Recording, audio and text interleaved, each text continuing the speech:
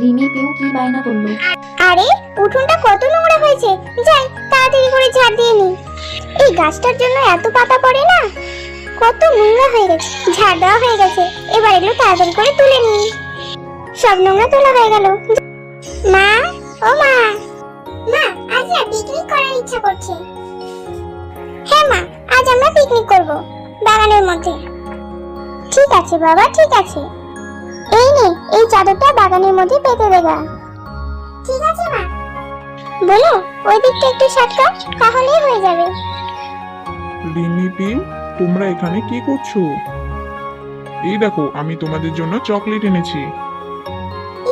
কি মজা, বাবা চকলেট এনেছে। যাই, উনুনটা ওখানে নিয়ে যাই। আরে তুমি পারবে না, দাও উনুনটা আমাকে দাও, আমি রেখে আসছি। পিকনিকে আমরা কি কি রান্না করলাম দেখতে চাইলে চ্যানেলটিকে সাবস্ক্রাইব করো, আর হ্যাঁ, লাইক করতে ভুলো না কিন্তু।